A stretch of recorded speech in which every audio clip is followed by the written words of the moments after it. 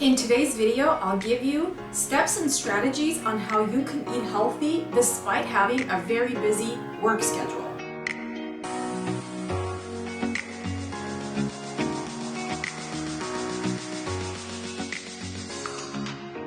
I'm Rosanna from efficiencyandorganization.com. At the beginning of every video, I like to do a fun fact. I like to share a fun fact about me so that way you could get to know me a little better. And today's fun fact is that I love tiramisu. It's one of my favorite desserts. If you are also a fan of tiramisu, if you could comment, I'd love it because I really enjoy connecting with people that I have things in common with. So I have some questions to ask you. Would you say that you're very busy? Are you a student and a part-time worker? Or are you doing what I did? You went to school full-time or are going to school full-time and working full-time. Are you a busy parent? Do you find that because you're so busy that sometimes you don't necessarily eat healthy? That was definitely the case with me. I knew I had to make some changes so I could be healthy, so I could make sure I maintain my weight. So I came up with tactics and strategies, and that's what I'm sharing in this video with you. In every video, I like to share some statistical data, and this is what I have for you today. 56% of Americans are trying to lose weight. As you may have heard, obesity rates are continuing to trend upwards in the US. People with the highest rates of cardiovascular fitness have the lowest rates of dying.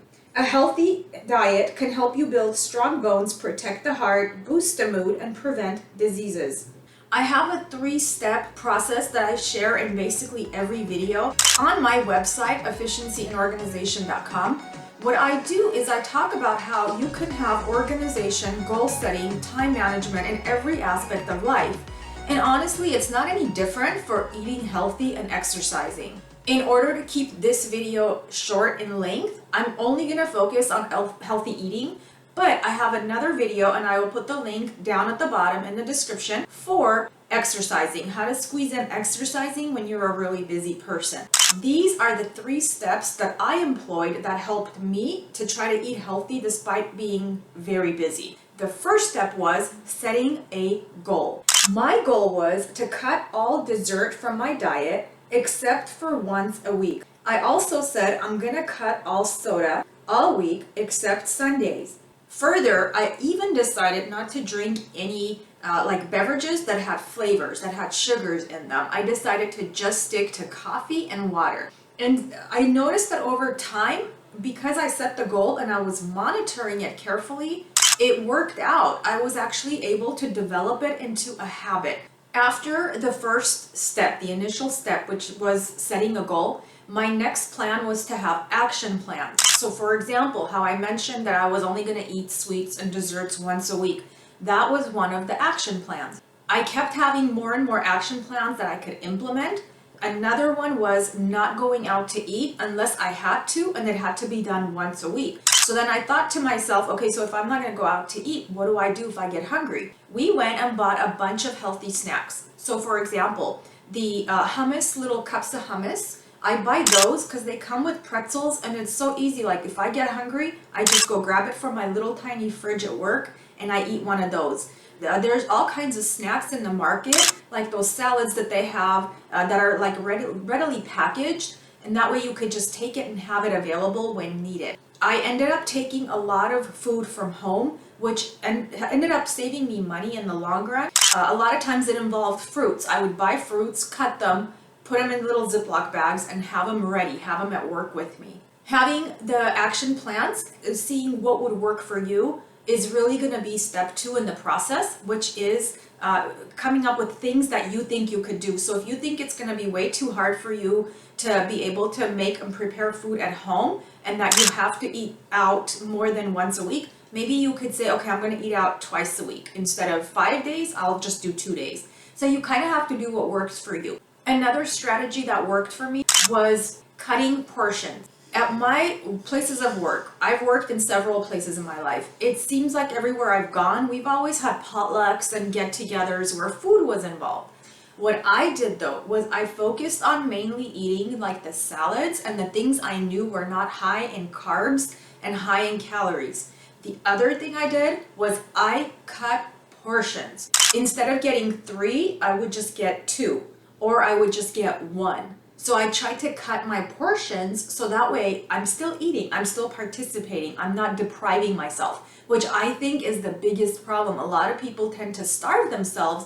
Then at the end of the day, their body's asking for food and they're eating and eating, you know, because that's what happened to me too. But instead of depriving myself, I just found cutting portions was helping me tremendously to try to stay healthy. One more strategy, drinking water every day.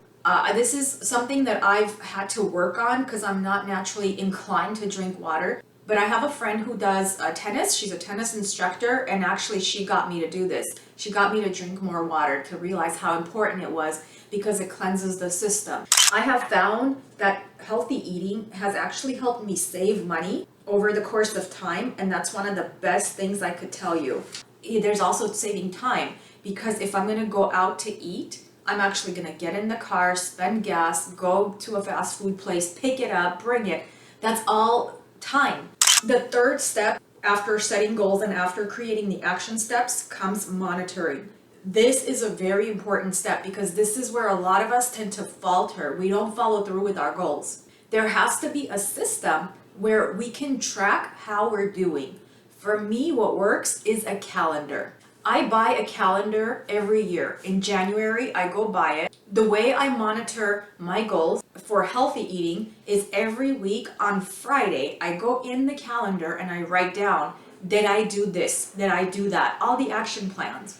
So for example, did I eat dessert only once this week? You can write it in the planner. If you only ate once, great, you just cross it off. If not, it's kind of like a reminder, oh, next week I gotta be better. Drinking water, did I drink 1 or 2 bottles of water in my case? If I did, it's on Friday, I would cross it off. If not, I know I gotta be better next time around. Maybe what I need to do the following week is instead of monitoring once and writing it in the calendar once, I have to write it 2 days or every day because that would serve as a reminder. Some people don't use a paper planner. They use Outlook, they use Excel. You have to do what works for you. Anything that you have that'll help you monitor.